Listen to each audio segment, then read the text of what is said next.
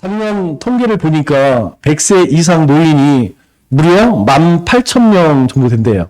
그런데 그 가운데에서 남자가 한 400명, 그리고 여자가 14,000명 정도 됩니다. 그러니까 여자가 무려 3배 이상 훨씬 많이 산다는 거죠.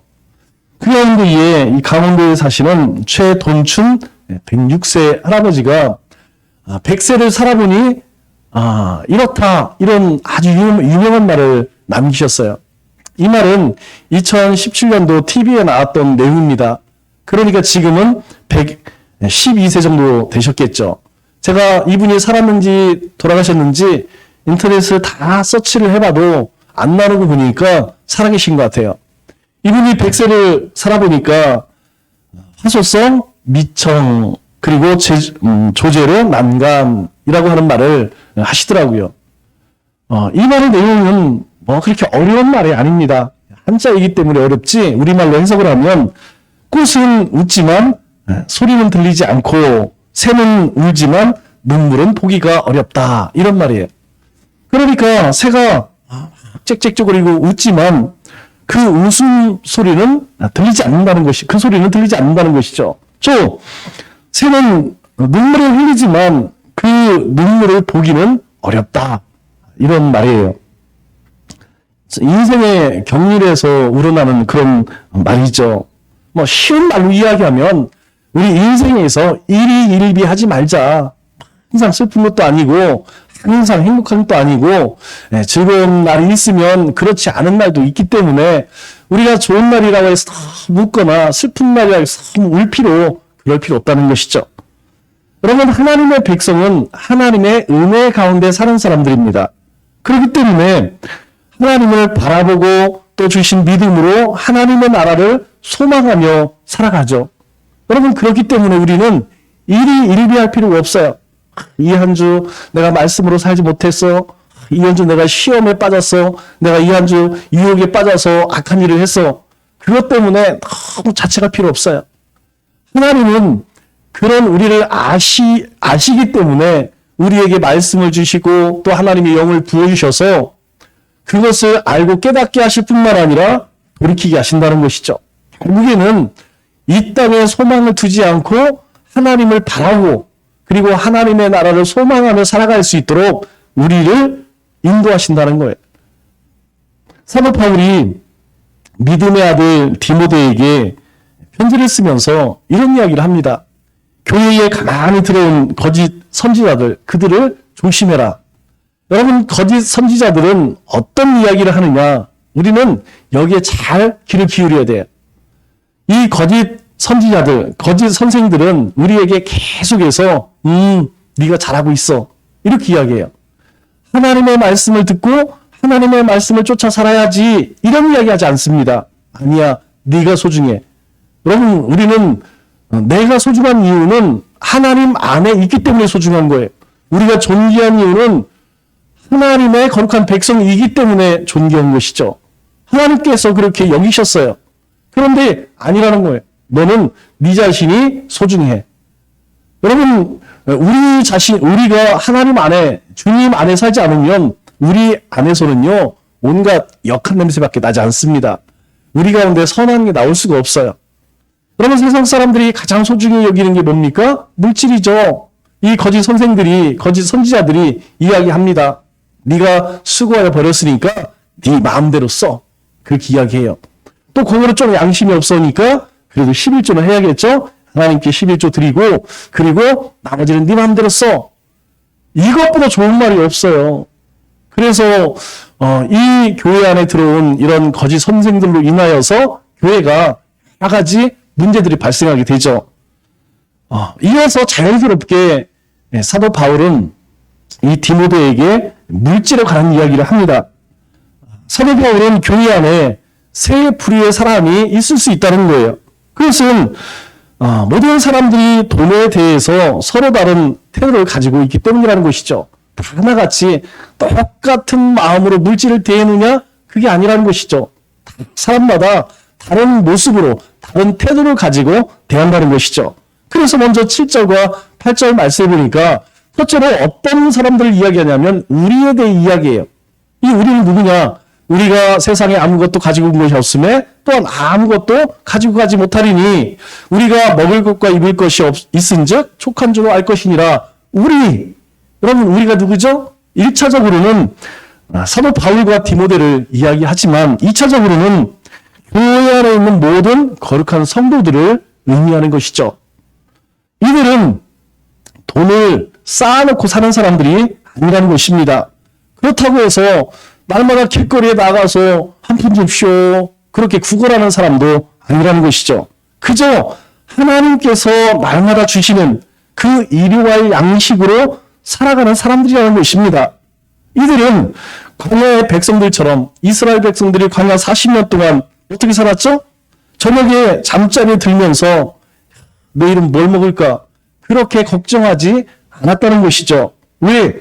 내일이면 하나님께서 또 하늘에서 만나를 주실 것이기 때문이라는 것이죠. 이처럼 그날 하나님이 주시는 은혜로 사는 사람들, 그들을 일컬어서 우리라고 이야기하는 것이죠. 여러분 그게 누굽니까? 바로 우리 아니겠습니까? 우리는 매일매일 하나님이 주실 것을 기대하며 살아요. 왜? 하나님께서 이제까지 오늘까지 과거를 돌아보니까 어제를 돌아보니까 하나님께서 그렇게 채우셨더라고요. 또 그렇게 우리의 삶을 여기까지 인도하셨더라고요. 하나님께서 우리의 필요를 채우십니다. 두 번째로 구절 말씀을 보니까 이런 사람들에 대해서 이야기를 해요. 부하려는 자들은, 즉 두 번째는 부하려는 자들이라는 거예요. 이들은 예수님을 믿기는 믿되 돈에 대한 강한 애착을 가진 사람들이라는 것이죠. 여러분 우리의 삶의 목적은 대부분 그리스도인들은 그래요. 어떻게 하면 하나님을 기쁘시게 할 것인가? 그리고 우리가 어떻게 하면 하나님의 영광을 드러낼 것인가? 이것이 대부분 보통의 우리에 해당되는 그리스도인들의 삶의 모습이죠. 그러나 이들은 예수님을 믿은 후에도 돈에 대한 애착을 버리지 못하는 그런 사람들이라는 거예요. 제가 이제까지 말씀 훈련을 하면서 아직도 잊어버리지 않는 가장 황당한 소원이 무엇이냐면 대부분은 그래요. 그래도 대부분 제자 훈련을 하고 1대1을 하면 체면 때문이라도 하나님의 영광을 위해 사겠습니다. 하나님의 나라를 위해 사겠습니다. 전도를 하겠습니다. 가르치는 일 하겠습니다. 이런 얘기를 해요. 그런데 어떤 분은 그 이야기 하더라고요. 제 소원은요, 건물주예요. 여러분들이 한번 말씀드렸죠? 자기 소원은 건물주가 되는 거래요. 왜 그렇습니까? 저는 건물주가 되어서 남은 노년을 아무 걱정 없이 살고 싶어요. 이렇게 이야기하더라고요. 여러분 그 소원대로 되었으면 좋겠습니다. 저는 정말 그 소원대로 됐으면 좋겠어요. 그런데 하나님께서 허락하실까요? 제 생각에는 하나님이 허락하지 않습니다. 왜냐? 그분에게 만일 건물을 주면 그분은 분명히 그것 때문에 타락할 수 있다는 거예요. 왜냐하면 사람의 마음이 하나님이 아닌 다른 것을 사랑하는데 하나님께서 그대로 이루어 주시겠어요? 그것은 그분이 잘 되는 것이 아니라 오히려 망하는 것이기 때문에 하나님이 절대 허락하지 않으실 거예요. 세 번째로 이미 부한 자들이 있습니다. 이들은 예수님을 믿기 전에 재산을 많이 모았을 가능성이 높죠. 또 예수님을 믿은 후에 또 하나님의 크신 물질의 축복을 얻어서 비교적 여유 있게 쌓아놓고 사는 그런 사람들도 있습니다. 오늘날에도 이 교회 안에는 이렇게 세 부류의 사람이 있을 수 있어요. 그렇다면 여러분은 어떤 부류에 속합니까? 나는 무리에 속하느냐? 아니면 부하려고 하는 자에 속하느냐? 아니면 이미 부한 자에 속하느냐? 아마 여러분 가운데에 나는 부한 자에 속한다 이런 사람은 별로 없을 것 같아요. 적어도 우리에 속하거나 아니면 부하려는 자들 이 둘 중에 하나가 아닐까 그런 생각이 듭니다. 그런데 중요한 것은 어떤 부류에 속하든지 우리는 하나님께서 물질에 대해 들려주는 교훈을 들을 수 있어야 한다는 거예요.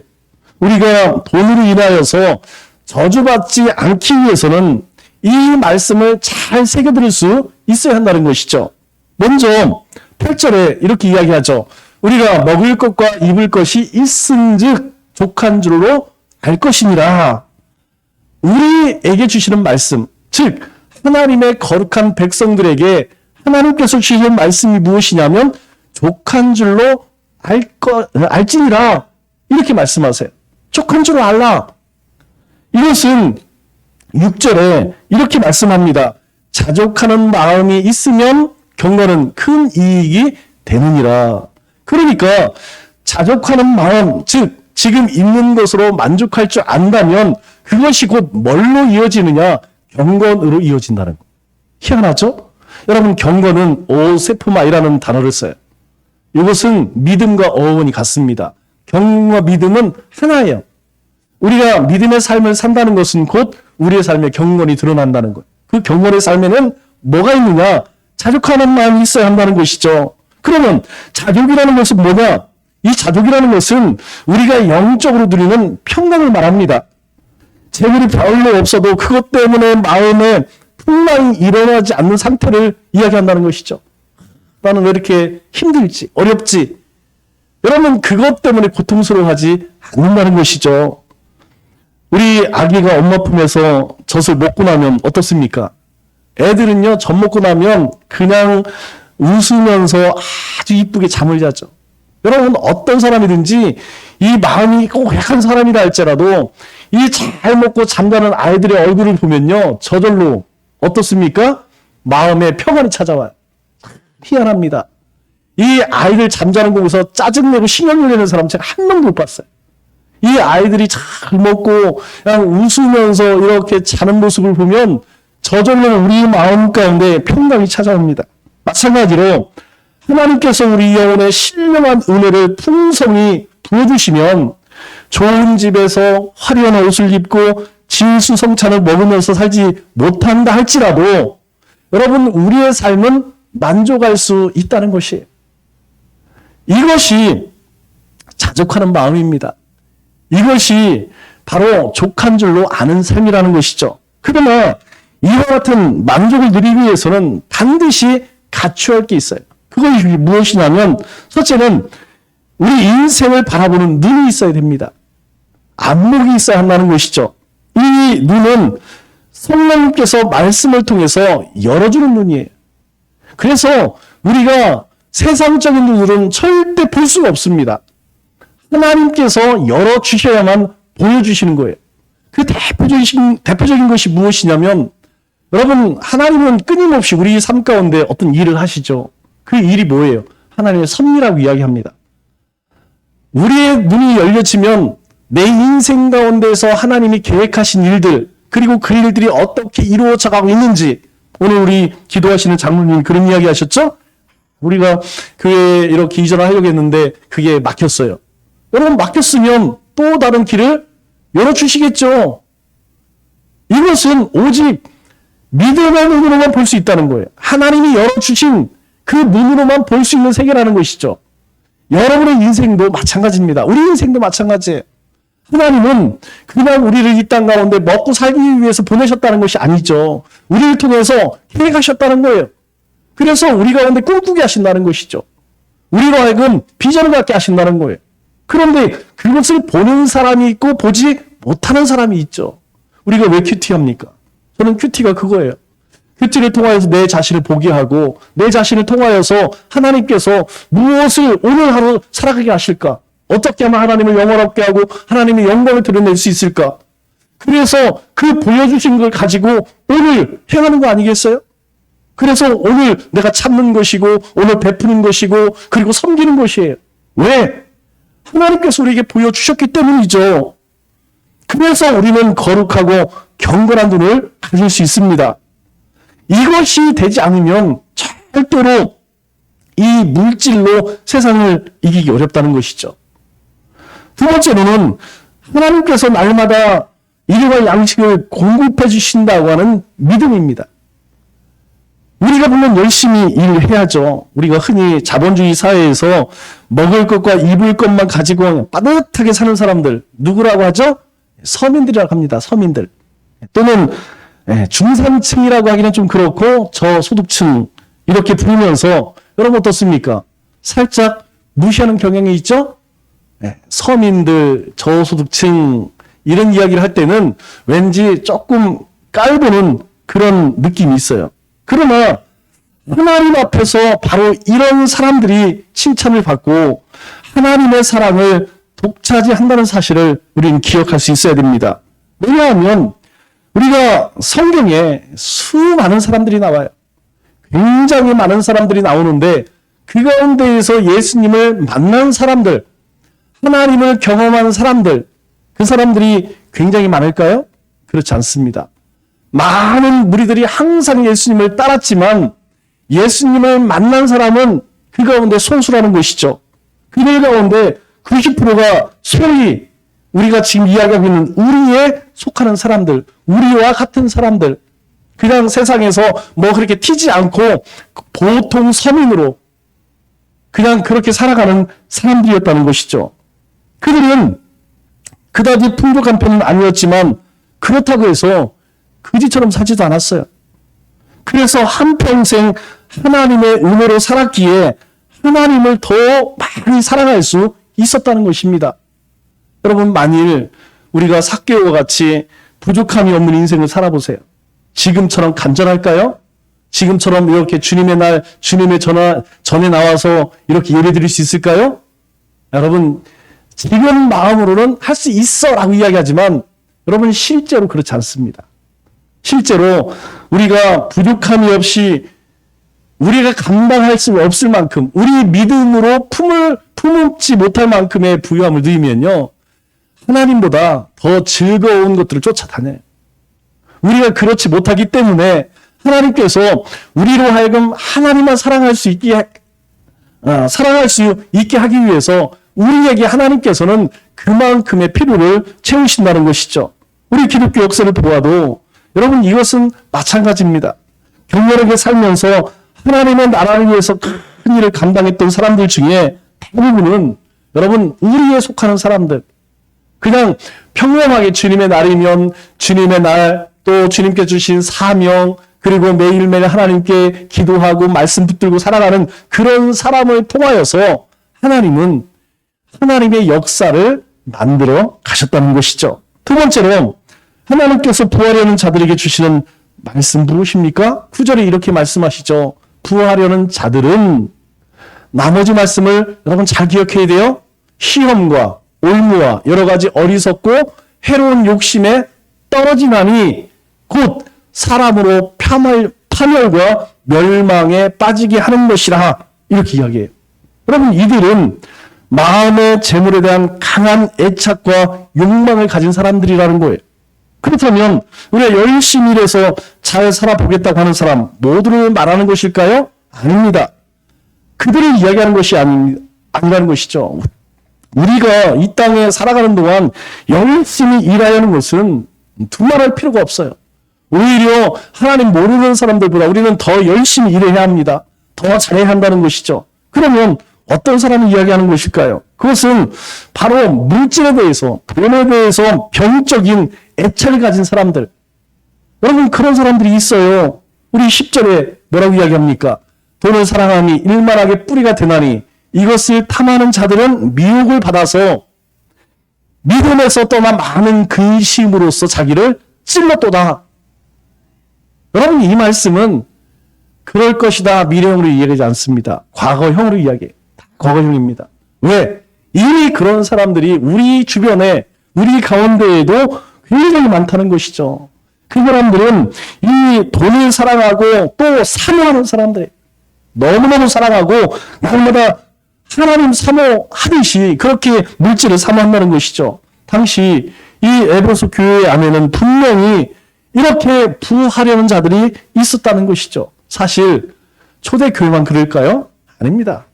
중세 시대 때도 있었고 오늘 이 시대에도 이러한 사람들은 우리 가운데 어쩌면 나 역시 그럴 수도 있다는 것이죠. 이처럼 돈에 애착을 갖는 사람은 아주 심각한 위험에 빠질 수 있다는 거예요. 그래서 9절에 뭐라고 이야기합니까? 이렇게 이야기하죠. 시험과 올무와 파멸과 멸망에 빠지게 하는 것이라. 뭐가? 부하려는 자들. 부하려는 자들은 처음에는 시험에 빠져요. 그런데 그걸 끝나지 않습니다. 일단 시험에 빠져들게 되면 그 다음에는 올무에 걸려서 꼼짝하지 못한다는 것이죠. 이 올무가 뭡니까? 덫 아니겠어? 덫. 지금은 뭐 덫 보기 힘들지만 우리가 가끔 TV에서 보면 산에다가 덫 놓은 사람들이 있죠. 철사로 놓고 그리고 여러분 여기에 아무리 맹수라 할지라도 뭐 호랑이라 할지라도 한 번 덫에 걸리면 다리가 끊어질 때까지는요 헤어나질 못해요. 여러분 얼마나 불쌍한지 모릅니다. 그 무서운 그 야생의 맹수들이 덫에 걸리면요 그냥 발버둥치다 헤어나지 못하고 결국은 거기에서 조금씩 죽어가는 거예요.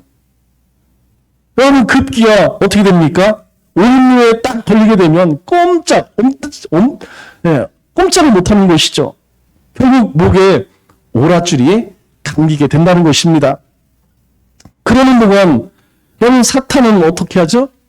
사탄은요 우리 가운데에 집요하게 충동질을 해요. 시편 1편 말씀이 왜 중요한지 아세요? 시편 1편은 시편 전체를 우리에게 말씀해요. 시편은 다른 게 아닙니다. 하나님을 만난 사람들, 그들이 하나님을 고백하는 것이에요. 그런데 그 1장에 뭐라고 이야기합니까? 복 있는 사람은 악인의 꾀를 꿰지 않고 죄인의 길에 서지 않고 오만한 자리에 앉지 않고 오직 여호와의 율법으로 이렇게 이야기해요. 이건 순서라는 거예요. 악인의 꾀, 사탄이 우리 가운데에 악한 꾀를 넣습니다. 생각을 집어넣는다는 것이죠. 그러면 그 다음에 거기에서 끝나버리면 괜찮습니다. 아, 이것은 옳지 않아. 멈추면 괜찮아요. 그런데 한 말 들여서 이 죄의 길에 들어서게 되면 어느 순간 오만한 자리에 앉게 되는 것이죠. 즉 자신이 하나님의 자리에 앉게 된다는 거예요. 두려울 것이 없어요. 부족한 것이 없습니다. 여러분 사단이 우리에게 주는 충동질이 그거예요. 돈이 있어야지. 믿음 가지고 하나님의 일을 어떻게 해? 여러분 어떻게 생각하세요? 아니 성경은 오직 믿음으로 믿음이 있어야 하나님을 기쁘시게 하고 믿음은 막 이런 얘기 하죠. 그런데 물질이 돈이 있어야지 뭐 믿음 가지고 뭐 하겠어? 그거 아니야. 어떻게 다 믿음으로 하겠어? 여러분 사단은 우리에게 그렇게 계속 충동을 한다니까요. 야, 인생을 살려면 돈이 있어야지. 노년을 대비하려면 돈을 쌓아놔야지. 뭔가 준비를 해놔야지. 그냥 믿음으로 간다고 아무것도 준비하지 않아? 그런데 이로 인해서 결국 어떻게 된다는 거예요? 해로운 정욕에 빠져서 허우적거리다가 파멸과 멸망에 빠지고 만나는 거예요. 파멸과 멸망은 죽어가는 절망적인 상황을 가리킬 때 쓰는 말씀이죠. 여러분 아카시아 나무 아시나요? 왜 얼마 전 한 4월 말쯤 되면 아카시아 잎이 피죠. 여러분 이 아카시아 나무는 정말 쓸 데가 없어요. 땔감 외에는 쓸 게 없습니다. 우리가 예전에 좀 어렵게 살 때는 저도 먹어본 적이 있어요. 아카시아 그거 따서 거기다가 이제 밀가루 이렇게 해서 쪄서 먹기도 했어요. 요즘에는 오염 때문에 먹지 못하죠. 그런데 이 나무가요, 목재로 쓰려고 하면 너무나 강해서 다 뒤틀립니다. 금이 나가요. 아무리 잘 그렇게 관리를 해도 대단히 쓰기 어렵습니다. 그래서 대부분은 이 나무는 그냥 또 가시가 있고 그랬기 때문에 다른 용도로 쓰기가 어렵습니다. 그런데 여러분 이 아카시아 나무, 가시나무의 뿌리를 본 적이 있으신가요? 그럼 저는 시골에 살았기 때문에 이 가시나무뿐만 아니라 대부분의 나무의 뿌리는 굉장히 보들보들합니다. 그냥 그 나무는 가시가 박혀서 가까이 하기 어렵죠. 그런데 그 뿌리는 참 보들보들 거려요. 그러나 우리가 부인할 수 없는 것은 그 뿌리 역시 가시나무라는 것. 아무리 보들보들 한다 할지라도 그 나무는 아카시아 나무일 뿐입니다. 돈을 사랑하는 마음은 우리가 보기에는 악이 아닙니다. 이것으로 무슨 악을 행하고 있지 않다는 것이죠. 그러나 하나님이 보시기에는 일만악 그 자체라는 거예요. 왜 그러느냐? 이 물질이 뭐와 만나면, 우리의 욕심과 만나게 되면 엄청난 파괴력을 갖는다는 거예요. 그런데 이 욕심이라는 것은요, 죄의 본성이에요. 우리 가운데 욕심 없는 사람이 없다니까요. 이 욕심이 물질을 만나게 되면 그때부터는요, 이 물질이 살아 움직이는 인격체가 된다는 거예요. 사람을 바보로 만들어요. 사람을 어리석게 만듭니다. 일만하게 되는 뿌리가 사람의 마음속에서 점점 더 깊이 뿌리를 내리고 자라나서 그 본성을 드러내기 시작하면 마침내 그 물질 때문에 파멸을 맞이하게 된다는 거예요. 얼마 전에 엽기적인 일이 있었죠. 여러분 계곡살인 다 기억하시죠? 뭐 뉴스에 계속 나왔었고 지금도 나오고 있죠. 여러분 이 계곡살인 내용은 별거 아닙니다. 이제 결혼한 지 얼마 안 된 어떤 부인이 좀 낭비벽이 있었던 것 같아요. 그래서 돈을 헤프게 쓰다 보니까 뭐 이 남편이요 조금 버는 게 아니에요. 이 사람이 돈을 굉장히 많이 벌더라고요. 그런데도 그것으로 채워지지가 않는 거야. 왜? 남편도 있고 내연남도 있고 남편도 있고 남자친구도 있고 가정생활도 해야 되고 또 자기 즐거운 삶도 살아야 되고 그러다 보니까 뭐 돈이 모자란 거예요. 그래서 2019년 1차로 남편을 죽이기로 합니다. 그래서 저기 양양에 가서 이제 회를 먹는데 보고 있죠. 보고독을 먹이는데도 안 주고. 그래서 5월 달에는 낚시터를 가요. 이 낚시터에서 빠져 죽이려고 했는데 안 주고. 그래서 6월 달에 계곡에 가서 이 사람이 수영을 하지 못한다고 그래요. 계곡에서 뛰어내리게. 그런데 뭐 도와줘야 되는데 도와주질 않아서 죽게 되었어요. 그 사망 보험금이 얼마느냐? 8억밖에 되지 않습니다. 여러분 8억 때문에 그렇게 몇 차례 계속해서 결국은 꼬리가 길면 잡힌다고. 여러분 그런 마음을 가지고 계속 시도하게 되면 드러나지 않겠어요? 지금 얼추 다 드러난 것 같아요. 여러분 우리가 우연히 뭐 운전을 하다가 사람을 해할 수도 있죠. 과실입니다. 과실. 그거는 법에도 감정이 있다고 용서를 해주죠. 그러나 이것은 의도가 뻔해요. 보험금 목적으로 그렇게 시도했고 결국에 그렇게 이루었습니다. 여러분 이거 쉽게 못 나와요. 중요한 것은 무엇이냐면 사람이요 그렇습니다. 이 본성의 욕심이 물질과 만나게 되면 이렇게 무섭다는 거예요. 예수님을 잘 믿는다고 하는 사람도 이 물질 때문에 얼마든지 믿음에서 떠날 수 있다는 거예요. 여러분 떠날 수 있을 뿐만 아니라 하나님을 우상으로 섬기게 된다는 거예요. 여러분 하나님은 커피 머신이 아니에요. 우리가 하나님 복 주옵소서, 하나님 채워주옵소서, 그러면 알았어 내가 채워줄게, 너 성공시켜줄게, 너 잘되게 해줄게. 그건 하나님을 잘 모르는 거예요. 그럼에도 불구하고 우리의 욕심이 이 물질과 만나게 되면 하나님을 그렇게 섬긴다는 거예요. 그러면서 결국은 뭐라고 이야기합니까? 하나님은 내가 아무리 기도해도 하나님 앞에 아무리 간구해도 안 들어줘.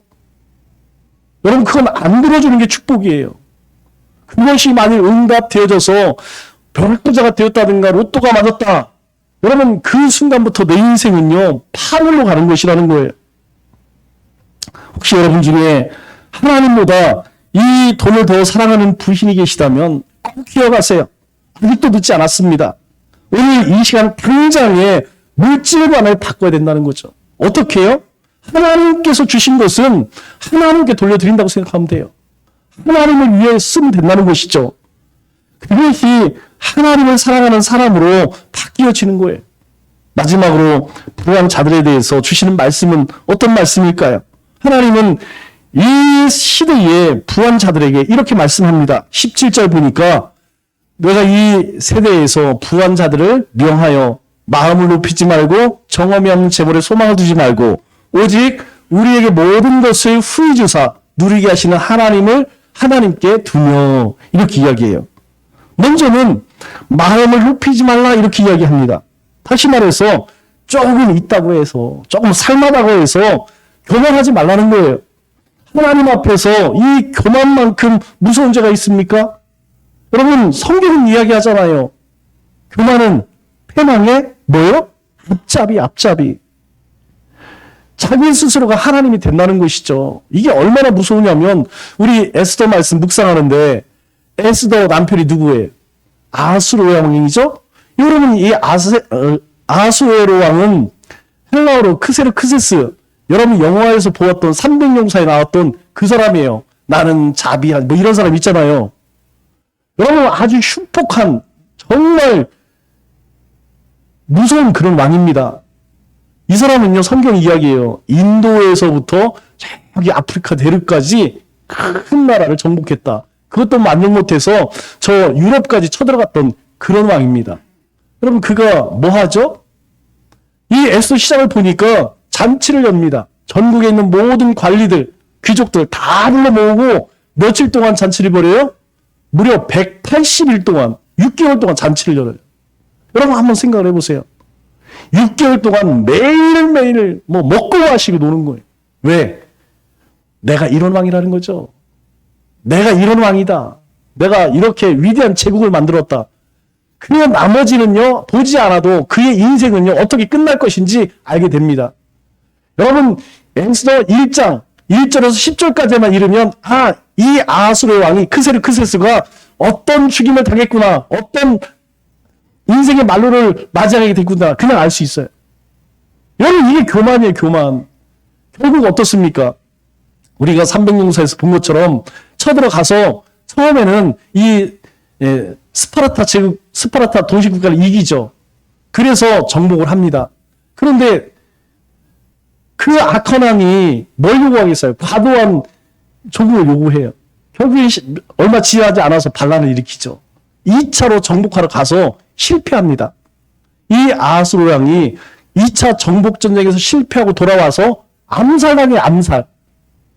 자기 측근에게 암살당해서 비참한 죽음을 맞이하게 된다니까요. 왜 그렇습니까? 그가 만일 그 제국을 이루고 나서 이것은 내 힘이 아니었구나, 하나님이 아니다 할지라도 이건 신이 도와준 것이다, 그가 겸손하게 백성들을 섬기고 제국을 잘 다스렸다면 적어도 그런 비참한 죽음을 맞이하지 않았을 거예요.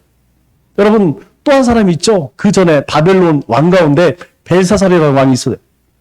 여러분, 이 사람은 그냥 제국의 왕이 되었네? 아이고 신나라.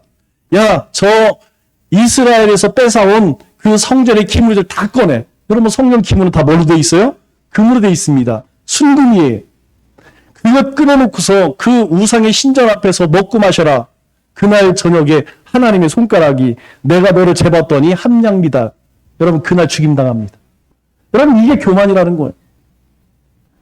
우리 가운데 하나님께서 무엇을 주셨다면 그것은 우리가 잠깐 하나님의 것을 맡아 관리하는 것이지 그것으로 거드름을 피워서는 안 된다는 거예요.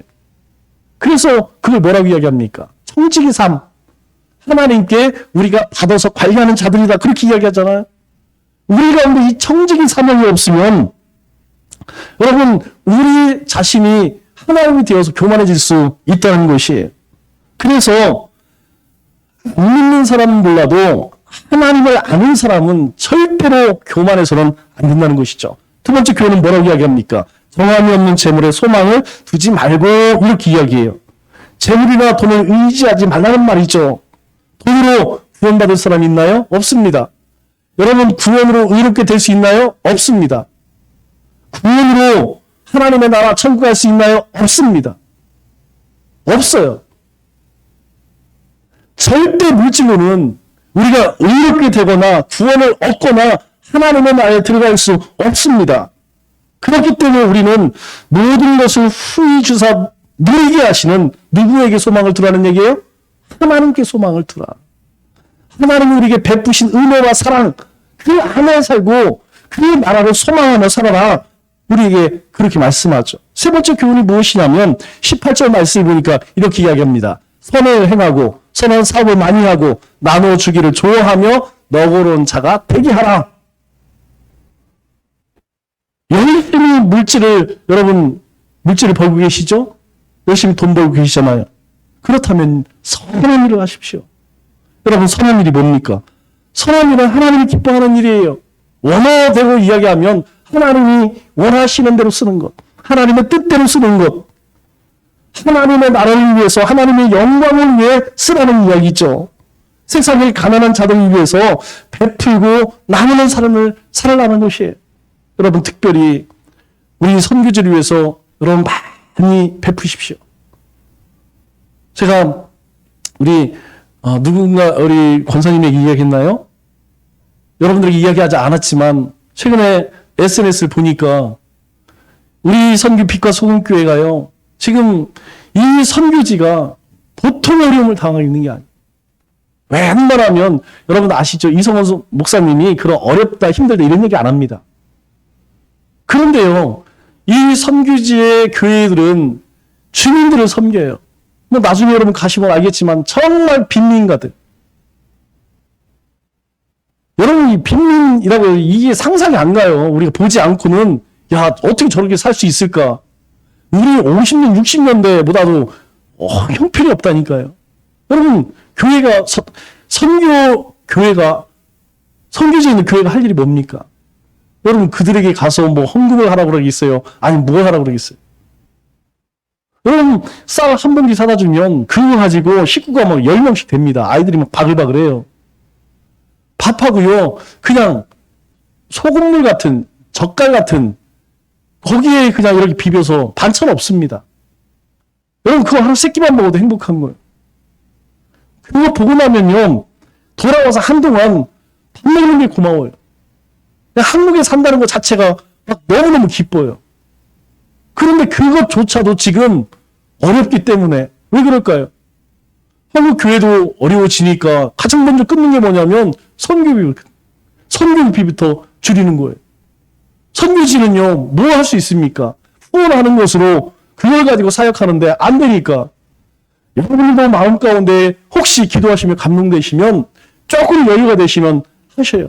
전도하는 일, 여러분들에게 말씀드렸죠? 전도하는 것은 가급적이면 예산 외에 감동하시는 분들이 들여서 하는 것이 좋아요. 왜 그렇습니까? 우리 복음 값없이 받았잖아요.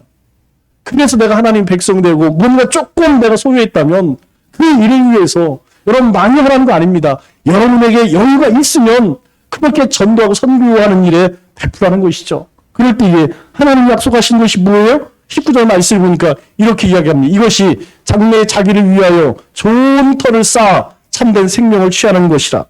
여러분, 참된 생명을 취하게 될 것이다. 이렇게 이야기합니다. 여러분, 참된 생명, 쉬운 말로 이야기하면 반드시 구원을 얻게 된다. 이 얘기하는 거예요. 또 하나님 앞에 섰을 때에 여러분 얼마나 떳떳할까요? 하나님 앞에 섰을 때에 하나님, 제가 그 어려운 가운데에서도 떼어서 이렇게 전도하고 선교하는 일, 그리고 구제하는 일에 힘썼습니다. 여러분, 우리 주일날 하는 선교헌금, 구제헌금 그 얘기하는 거 아니에요. 우리의 삶 속에서 하라는 것이에요. 의무적으로 하는 것이 아니고 여러분들이 길을 가다가 정말 안타까운 그런 사람들이 보이면 여러분이 할 수 있을 만큼 주의 사랑을 함께 나누라는 것이죠. 우리는 인간이기 때문에 돈의 사랑할 가능성을 항상 지니고 있습니다. 예수님을 믿게 되었지만 우리는 여전히 부패한 본성을 가진 육신을 가지고 있다는 것이죠.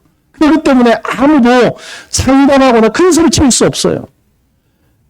그래서 하나님이 주신 것으로 우리는 감사하고 오늘 뭐라고 이야기하죠? 족한 줄로 알아야 한다는 것이죠. 말씀을 맺겠습니다.